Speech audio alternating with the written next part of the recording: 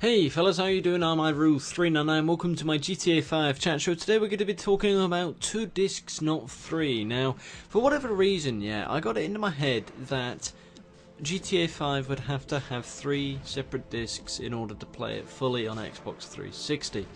Because, right, hear me out here, it may sound like a lot, 3 discs, I don't know of any other game really that does that. There probably is, I'm just not a huge, variety of gamers, so I don't really know. I know Max Payne 3 had 2, LA Noire I think had 3 for the Xbox.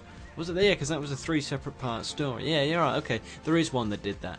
But I thought GTA 5 would have to do that for whatever reason, because either the map was too big, you got to install the map on one level, and then you've got one for part 1 of the story, one for part 2, and then you've got multiplayer or whatever. Yeah, that's what I kind of gathered, because it does look like a really, really big game, doesn't it? GTA 5 is huge, and we can just tell that by looking at a lot of the different screenshots, the trailers, whatever we've been given so far. We know the game's going to be very, very big.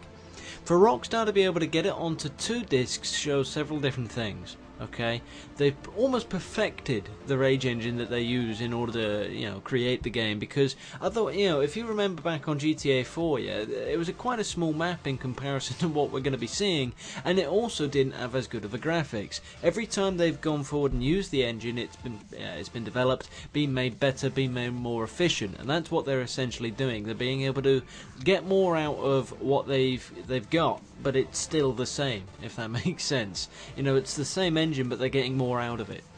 They have said, however, that they've had to use virtually everything available from the Xbox, and it kind of does worry me a little bit, because me and GTA men were talking the other day. We were saying, if you remember in GTA 4, if you've got driving along in a really fast vehicle of some kind and you crash, you could be crashing on thin air because what you've actually crashed on hasn't rendered yet. And if they're pushing the Xbox to its limit, that could be a problem in terms of, is stuff going to render properly.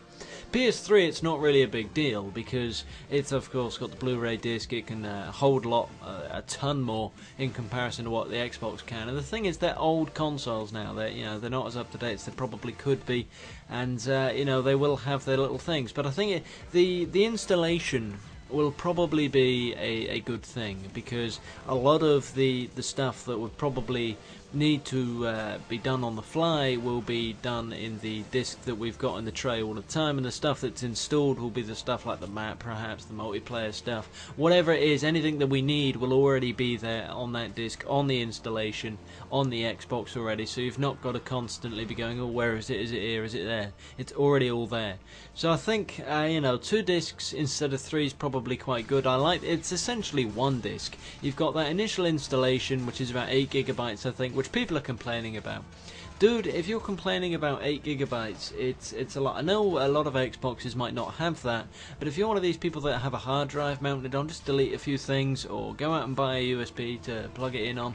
I mean, I'm not even kidding, man. What does a USB cost these days? You can get them relatively cheap. If you're out being able to buy GTA 5, you can probably save that little bit more for a disc to install it on or whatever. So yeah, that's that. I really like the idea of what it's got. A lot of people seem to think, especially with Max Payne 3 for me, I got really into the game, and I mean every night I came home and I was playing that game. It was the game of choice. I didn't make any videos about it for the most part. It was just a game that I played in my leisure time. Once you had stopped and you were told to take out the disc, put another one in, it does kind of break the immersion a little bit. I mean, it's not a huge deal for me, but I can understand how for some people it can be quite frustrating. And a game like GTA, which is open world, would probably be very, very difficult to engineer in terms of swapping discs and when to swap them and make them when you swap them really well. I mean, what do you think? 2 discs, essentially 1, you've just got to plug one in. What do you think? I mean, I'm iRue399. I like the idea of everything that's GTA 5. So yeah, I've got a video coming up on Jehovah's channel tomorrow if you're looking forward to that. Keep an eye out on my Twitter. There is a link to that in the description, as well as on Facebook.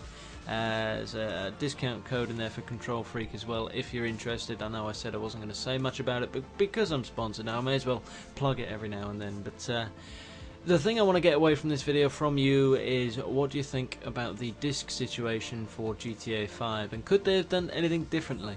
Either way, I'll see you in a bit.